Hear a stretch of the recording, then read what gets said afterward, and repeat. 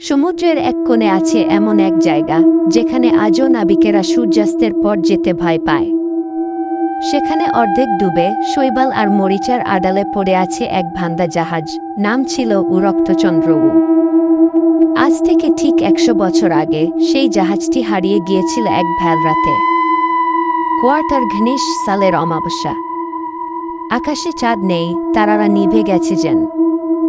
হঠাৎ সমুদ্রের বুক চিরে উঠল এক অচেনা আলো। নাবিকেরা বলেছিল তারা দূরে এক মৃত জাহাজকে ভেসে আসতে দেখেছিল, কিন্তু সেটি ছিল রক্তচন্দ্রই। কেউ জানত না সেই রাতে জাহাজে কি ঘটেছিল। কথিত আছে ক্যাপ্টেন তার লোভে এক নিষিদ্ধ দ্বীপে নৌকা ফেলেছিল। দ্বীপের মাটি থেকে সে তুলেছিল অভিশপ্ত এক কালো মূর্তি। মূর্তিটি জাহাজে ওঠার পর থেকেই অদ্ভুত ঘটনা শুরু হয়।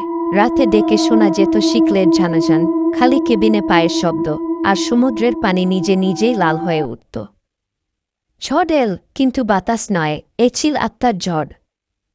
একে একে নাবিকেরা অদৃশ্য হয়ে গেল। শেষবার যখন রক্তচন্দ্রকে দেখা যায়, তখন সেটি আগুন আর কুয়াশার ভেতর দিয়ে ধীরে ধীরে ভেঙে পড়ছিল। আজ ১০০ বছর পরও পূর্ণিমার রাতে সেই ভাঙা জাহাজ নাকি আবার জেগে ওঠে। মরচে ধরা মাস্তুল থেকে ভেসে আসে ফিসফিস শব্দ। ফিরে যাও, ফিরে যাও। যে নাবিক সেই ডাক উপেক্ষা করে সে আর কখনো ফিরে আসে না। কেউ বলে জাহাজটি এখনো সমুদ্রে ঘুরে বেড়ায়, ভাঙা শরীর নিয়ে, কিন্তু অভিশপ্ত আত্মায় ভরা। রক্তচন্দ্র এখন আর শুধু জাহাজ নয়, সে এক চলমান কবর।